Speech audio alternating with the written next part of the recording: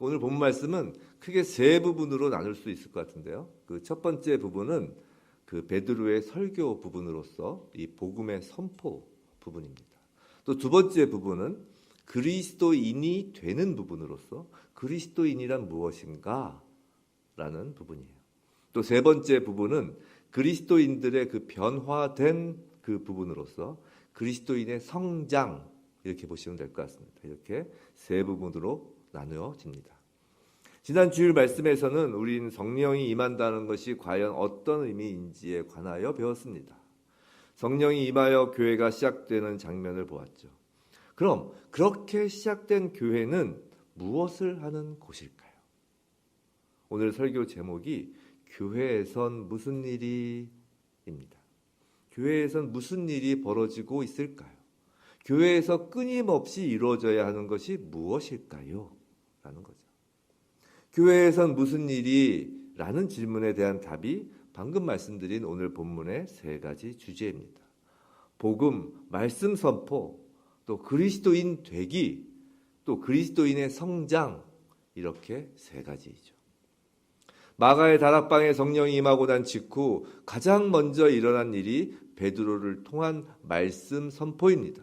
교회에서의 최초의 설교인 거예요. 성도 여러분, 교회에선 가장 먼저 복음이 선포됩니다. 교회는 세상의 뉴스를 전하는 곳이 아닙니다. 세상의 지식, 세상의 정보를 나누는 곳도 아닙니다. 오직 하나님의 말씀, 복음이 선포되는 곳이죠.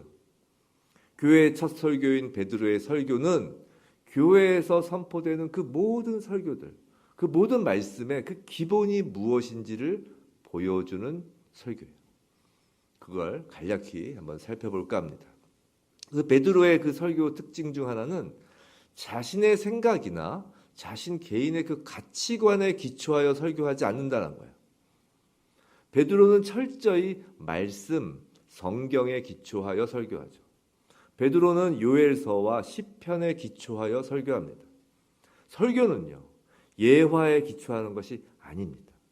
설교는요, 목사 개인의 신앙 간증에 기초하는 것도 아닙니다. 설교는 하나님 말씀의 선포입니다. 너무도 당연히 그렇기에 하나님 말씀에 기초하여야 하는 거죠. 요새는 그 설교 준비를 위한 그 예화만을 따로 모아놓은 책까지 나온다고 합니다. 물론 청중들의 주의력을 끌기 위한 수단이라는 점에서 이해는 되지만 설교는 성령 하나님의 그 역사하심으로 선포되고 성령 하나님의 그 역사하심으로 듣는 이들의 마음에 심기는 것이지 인간의 눈과 귀를 사로잡는 퍼포먼스로 이루어지는 것이 아니에요. 부디 산지교회와 또 그리스도의 몸된 이 땅의 모든 교회의 그 설교단에서 선포되는 말씀이 성령님의 역사하심과 오직 성경, 하나님 말씀에만 기초하길 예수님의 이름으로 간절히 기도합니다. 또 베드로 설교의 그 내용 부분에서 그 내용은 크게 세 부분으로 다시 나뉠 수 있습니다. 사실 이 내용이 사도행전 2장 11절에 보면 하나님의 큰일이라는 말이 나오죠. 하나님의 큰일에 관한 거예요. 교회 최초의 설교 내용이자 모든 설교 말씀의 핵심 기본 사항을 알려주고 있죠. 우선 그 내용으로서 그 첫 번째 부분은 2장 16절부터 21절까지입니다. 이는 요엘의 예언을 인용한 부분이죠.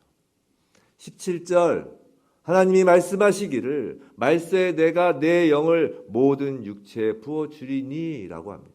그리고 그 이후에 그 영이 부어지고 난 그 후의 일들, 그때의 일들을 말씀하고 계시죠. 핵심은 하나님이 말씀하시기를 내 영을입니다. 하나님과 성령, 즉 성부 하나님과 성령 하나님의 역사하심이 핵심입니다. 그럼 내용의 그 두 번째 부분은 22절부터 32절까지이죠. 시편 16편 다윗의 예언을 인용합니다.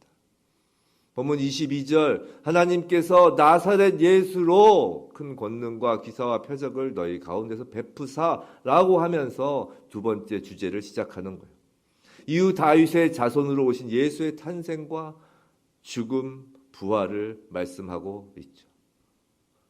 내용으로서 그 두 번째 부분의 핵심은 하나님께서 나사렛 예수로, 즉 하나님과 예수, 성부 하나님과 성자 하나님의 역사하심입니다. 자, 마지막 세 번째 부분 33절부터 36절까지예요. 33절부터 36절까지. 시편 110편 다윗의 예언을 인용하죠. 33절 한번 볼까요? 하나님이 오른손으로 예수를 높이심에 그가 약속하신 성령을 아버지께 받아서 너희가 보고 듣는 이것을 부어 주셨느니라. 마지막 부분의 핵심은 성부 하나님과 성자 하나님과 성령 하나님, 바로 삼위 하나님의 역사하심입니다. 그리고 설교의 마침표, 결론이죠. 36절입니다. 제가 한번 읽겠습니다. 그런즉 온 이스라엘 온 집은 확실히 알지니 너희가 십자가에 못 박은 이 예수를 하나님이 주와 그리스도가 되게 하셨느니라 하니라. 이것이 모든 설교의 마침표. 지금까지 성부 하나님과 성령 하나님과 또한 성부 하나님과 성자 하나님, 첫 번째 부분은 성부 하나님과 성령 하나님, 두 번째 부분은 성부 하나님과 성자 하나님, 세 번째 부분은 성부, 성자, 성령 하나님의 그 역사하심에 관하여 구약을 인용하며 말씀을 선포하고선 그 마지막 결론, 그 삼위 하나님과 우리와의 관계에 대한 것으로 결론을 맺고 있는 거예요. 자, 36절 보세요. 그런즉, 자, 모든 설교의 결론이라는 겁니다. 자, 이스라엘 온 집아, 저와 여러분 모든 성도들이여 라고 하는 거예요. 확실히 알지니, 자, 지금까지의 성부, 성자, 성령 하나님의 일하심을 이제 듣고 깨달았다면 이제 명심하라는 거예요. 확실히 알라는 겁니다. 가슴에 확실히 새기라는 거죠. 무엇을요? 너희가 십자가에 예수를 못 박은 자라는 것을 말합니다. 저와 여러분이 예수를 못 박은 자입니다. 이것이 저와 여러분의 정체성이라는 거예요. 하나님 나라의 백성은 나면서부터 의롭고 착하고 선한 사람이 아니에요. 하나님 나라 백성은 교육과 수양으로 인격이 더욱 도덕적이고 선해지는 사람이 아니라는 겁니다. 예수를 십자가에 못 박은 자라는 거예요. 남의 죄가 아니라 나의 죄로 인하여 예수님이 십자가에 못 박히신 것이라는 그 사실이 진심으로 고백되어지는 사람이 하나님 나라 백성입니다. 그 사람들에게 하나님이 예수를 그들의 주인 그리스도가 되게 하신 겁니다. 산지교회, 이 땅에 주님의 몸된 교회의 그 설교단에서 성부 하나님, 성자 하나님, 성령 하나님, 삼위 하나님의 그 역사하심의 선포와 성도들의 그 가슴 치는 회개가 끊이지 않기를 예수님 이름으로 간절히 기도합니다. 교회에선 무슨 일이? 첫 번째로 하나님 말씀의 선포가 있습니다. 그 다음으로 무슨 일이 있어야 할까요? 두 번째로는 그리스도인 되기입니다. 본문 37절부터 42절까지죠. 성도 여러분, 우린 예수님을 인격적으로 만나고 그분을 우리의 유일한 구주로 믿고 고백하는 자들을 그리스도인이라고 합니다. 그럼 좀 더 구체적으로 그리스도인은 어떤 사람일까요? 그리스도인이라는 것이 어떻게 나타날까요? 한번 생각해봐요. 뭐 구제 봉사를 많이 하는 사람? 그건 예수 안 믿는 구제 봉사 단체도 합니다. 그럼 늘 온화한 얼굴에 부드러운 말투, 사랑이 넘치는 눈빛, 또 행동, 말, 뭐 어느 정도 그리스도인이라면 가져야 할 것 같은 겉모습이 이렇게 그려지기도 하지만 그것도 사실 아닌 것 같습니다. 우리가 그리스도인인지 여부를 결정짓는 것은 우리가 무엇을 하거나 무엇을 주거나 무엇을 보이는가의 문제가 아니라 무엇을 받았는지의 문제입니다. 무엇을 받았는지 여부, 과연 무엇일까요? 바로 믿음이죠. 에베소서 2장 8절 말씀인데요. 제가 읽어드리겠습니다. 에베소서 2장 8절. 너희는 그 은혜에 의하여 믿음으로 말미암아 구원을 받았으니 이것은 너희에게서 난 것이 아니요 하나님의 선물이라. 하나님의 선물이라. 그리스도인은 믿음을 선물로 받은 사람들입니다. 그리스도인들이 주어가 되어서 쓰여지는 문장의 그 기본 형태는 능동태가 아니라 수동태인 겁니다. 제가 자주 말씀드린 그 신적 수동태 말입니다. 내가 믿음을 선택하거나 내가 믿기로 결정한 것이 아니라 성령께서 믿어지도록 역사해야 믿음을 갖게 되는 거예요. 믿음은 노력, 선택이 아닌 선물인 거죠. 교회에 무슨 일이? 라는 제목의 그 두 번째 그리스도인 되기는 내가 그리스도인이 되려고 하는 능동태가 아닌 그리스도인이 되어지는 수동태인 겁니다. 그렇다면 그리스도인이 된다는 것이 무엇일까요? 본문 37절입니다. 제가 한번 다시 읽어드릴게요. 그들이 이 말을 듣고 마음에 찔려 베드로와 다른 사도들에게 물어 이르되 형제들아 우리가 어찌할꼬 하거늘.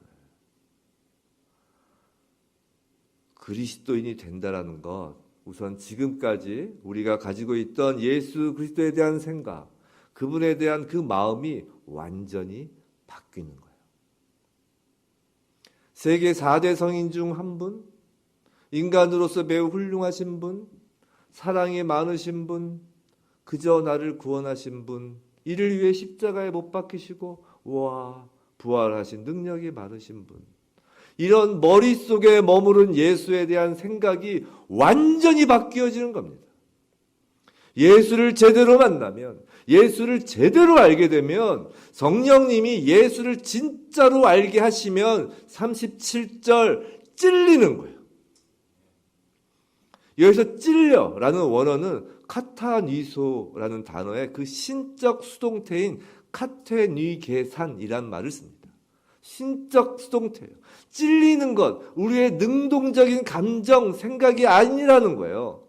성령님이 주시는 찔림입니다.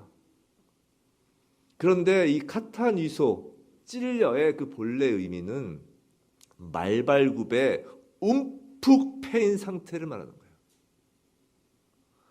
찔림이라고 하니까 이렇게 바늘로 이렇게 찔러서 따끔따끔 거리는 것 정도가 아니라는 거예요.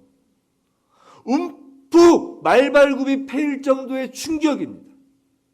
숨을 못 쉴 정도라는 거죠. 죽을 것 같이 심한 충격이라는 겁니다. 왜요? 베드로의 설교의 결론, 죄인인 우리, 그분을 내가 죽였다. 예수 그 이름 앞에 숨도 못 쉴 정도로 죽을 것 같은 신적 수동태 카테뉘게산, 성령이 주시는 말발굽에 움푹 패이는 아픔이 있나요? 성도 여러분, 진정 성령으로 진짜 예수를 믿는 믿음을 선물로 받았나요? 그렇다면 예수에 대한 생각, 예수에 대한 마음이 달라집니다. 예수 그 이름은 가장 존귀한 이름입니다. 그 이름이 우리 가슴에 움푹 패어 있나요? 무거운 이름입니다. 예수 이름 앞에서 죄 반복하는 것을 결코 가볍게 여길 수 없습니다. 육신이 연약하여 라든가 인간의 죄성이 너무 깊어서 라는 등의 말로 죄의 반복을 정당화할 수 없는 거예요. 죄를 짓지 않으려는 강렬한 열망이 일어나야 하는 겁니다. 그리스도인이라면 말이죠. 그래서 그리스도인 되기에 그 두 번째 내용은 새로운 삶입니다. 새로운 삶. 38절을 보겠습니다. 제가 한번 읽겠습니다. 베드로가 이르되 너희가 회개하여 각각 예수 그리스도의 이름으로 세례를 받고 죄사함을 받으라. 그리하면 성령의 선물을 받으리니.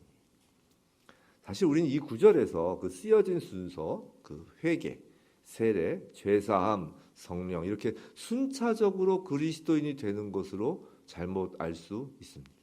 근데 이건 한국어로 번역하다 보니 그런 것이고 원어를 제대로 직역하면 그렇지 않은 것을 알 수 있어요. 직역하면 죄사함 안에서 회개하고 세례를 받으라는 것이고 또 그리하면 성령의 선물이라고 하여 마치 죄사함과 성령이 이렇게 인과관계처럼 번역되었지만 원어는 그리하면이 아니고 그저 이 병렬형으로 그리고입니다. 그래서 본문의 의미를 정확히 보면 죄사함 안에서 회개하는 것이고 세례를 받는 것입니다. 또 죄사함을 다른 말로 하면 구원입니다. 자, 죄의 삭은 사망이라. 자, 죽을 수밖에 없는 우리의 죄를 사해 주심이 구원이죠. 사망에서 생명으로 옮겨간 것입니다. 성도 여러분, 회개는요, 죽은 사람은 못합니다. 산 사람만이 가능한 거예요. 생각해 보세요. 죽은 시체에게 돌이킬 삶은 없어요. 일단 살려놓고 다시 죽을 짓 하지 말라고 하는 것이 회개라고요. 그죠? 죽은 시체도 아무리 회개하라 하는데 회개해요? 안 못하지? 일단 살려놔야 회개하는 거라고요. 회개해서 구원받는 것이 아니라 구원받아 생명을 얻었으니 회개하게 되는 겁니다.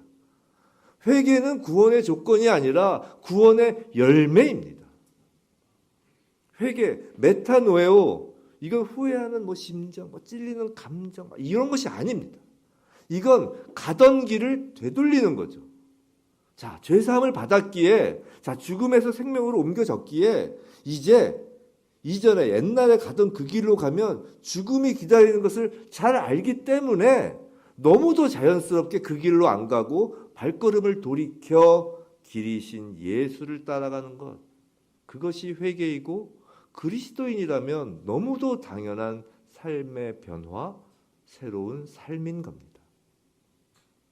자, 그래도 그리스도인은 그 죽음의 길에서 돌아서서 생명의 길을 따라가게 되는데 그럼에도 물론 그 길 가는 것을 방해하는 사탄 마귀의 공격 유혹이 있어요. 그죠? 자, 그래서 우리가 그리스도인이지만 함정에 빠지기도 하고 넘어지기도 합니다. 하지만 그건 선물로 주신 그 성령님의 도우심으로 함정에서 빠져나오고 넘어진 그 자리에서 일어서고 하면서 거뜬하게 아무 문제 없이 그 길을 계속 걸어가는 겁니다. 성령의 권능으로 그런 것들이 까짓 것이 되는 겁니다. 그런데 까짓 것이 아니라 아이고 무서워 하면서 다시 뒤로 돌아갈 수는 없다라는 겁니다. 그리스도인이라면 말이죠. 무섭다고 죽을 길을 알면서 가지는 않잖아요. 그리스도인이 되기 두 번째, 죄사함, 구원으로 살았으니 너무도 당연히 죽음의 길, 죄의 길로 돌아가지 않는 자, 회개하는 자입니다. 어떤 방해, 어떤 유혹, 어떤 시련, 가난, 질병, 하물며 육체가 무너져도 성령의 권능으로 담대하게 까짓것 나아가는 겁니다. 그리고 그리스도인이 되기 세 번째, 그리스도인은 그리스도의 몸된 교회의 일원이 된 사람입니다. 본문 39절과 41절과 42절인데요. 제가 읽어드리겠습니다. 먼저 39절입니다. 이 약속은 너희와 너희 자녀와 모든 먼데 사람 곧 주 우리 하나님이 얼마든지 부르시는 자들에게 하신 것이라 하고 41절 그 말을 받은 사람들은 세례를 받음에 이달에 신도의 수가 3,000이나 더하더라. 42절 그들이 사도의 가르침을 받아 서로 교제하고 떡을 떼며 오로지 기도하기를 힘쓰니라. 자, 교회의 헬라어는 에클레시아입니다. 이는 부르다라는 단어에서 유래된 말입니다. 교회는 하나님의 부르심을 받은 자들이 모인 공동체이죠. 39절에서 하나님이 부르시는 자들입니다. 우리도 그 부르심을 받은 거예요. 베드로의 설교를 통하여 하나님의 부르심을 받은 사람들이 세례를 받았는데 그 수가 3,000이나 더하여졌다고 합니다. 단 한 번의 설교에 3,000명의 회심, 이건 성령님의 역사하심인 거죠. 그런데 그 사람들이 그 설교를 듣고 뿔뿔이 집으로 돌아갔더라 라고 성경은 기록되지 않습니다. 그들은 가르침을 받고 서로 교제하고 떡을 떼며 기도하기를 힘쓰죠. 공동체가 된 겁니다. 하나님께로부터 부르심을 받은 자들 모두는 하나의 공동체입니다. 말씀과 교제, 기도로 유기적으로 연합된 공동체입니다. 살아있는 공동체이죠. 에베소에 이런 말씀이 있습니다. 에베소서 1장 22절과 23절인데요. 또 만물을 그의 발 아래 복종하게 하시고 그를 만물 위에 교회의 머리로 삼으셨느니라. 그는 예수 그리스도를 말씀하시는 거죠. 또 23절 교회는 그의 몸이니 만물 안에서 만물을 충만하게 하시는 이의 충만함이니라. 또 모든 믿는 이들을 그 몸이요 지체의 각 부분이라고 하였습니다. 고린도전서에 나와요. 고린도전서 12장 27절인데요. 제가 읽어드릴게요. 너희는 그리스도의 몸이요 지체의 각 부분이라. 몸이요 지체의 각 부분이라는 거예요. 즉 그리스도인이라면 교회 공동체의 일원으로서 몸된 교회의 각 부분이 되는 거죠. 그런데 우리 한번 생각해 봐요. 자, 이렇게 교회가 유기적으로 연결된 그 생명을 갖는 몸과 같다면 교회에는 어떤 일이 벌어질까요? 어떤 현상이 일어날까요? 그건 성장을 한다는 거예요. 지금까지 우린 교회에선 무슨 일이? 라는 제목으로 두 가지를 살펴봤어요. 첫째, 하나님의 말씀이 선포되어집니다. 둘째, 그리스도인이 됩니다. 그리고 마지막 세 번째, 그리스도인이 성장되어집니다. 진정한 그리스도인이라면 성장을 하는 겁니다. 생명이 있는 것은 모두 성장을 합니다. 몸된 교회의 각 부분인 성도들이 성장하면 자연히 몸인 교회도 성장하는 겁니다. 참된 그리스도인이 연합된 교회는 성장할 수밖에 없죠. 성장이라고 하면 교인의 숫자를 연상하실 수도 있으니까 성숙이라는 단어가 더 어울릴 수도 있겠습니다.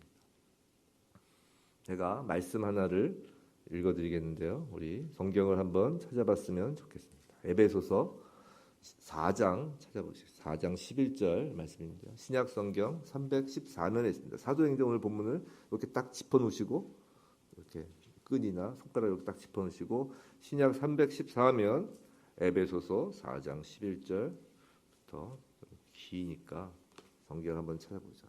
314면 에베소서 4장 11절부터 16절까지인데요. 제가 하나하나 읽겠습니다. 자, 찾으신 줄로 믿고 그가 어떤 사람은 사도로 어떤 사람은 선지자로 어떤 사람은 복음을 전하는 자로 어떤 사람은 목사와 교사로 삼으셨으니 이는 성도를 온전하게 하여 봉사의 일을 하게 하며 그리스도의 몸을 세우려 하심이라.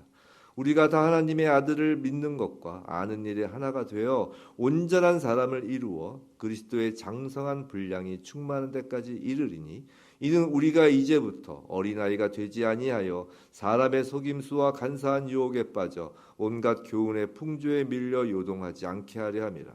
오직 사랑 안에서 참된 것을 하여 범사에 그에게까지 자랄지라. 그는 머리니 곧 그리스도라.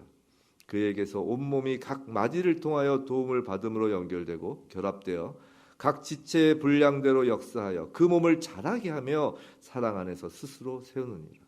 13절 그리스도의 장성한 분량이 충만한 데까지 이른다는 거죠. 14절 어린아이가 되지 아니한다는 겁니다. 15절 범사에 그에게까지 자랄지라 라고 합니다.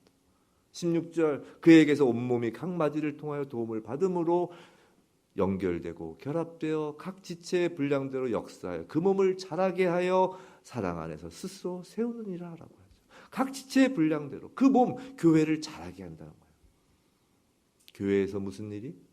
성장입니다. 몸이 성장하려면 에너지가 공급되어야 하죠.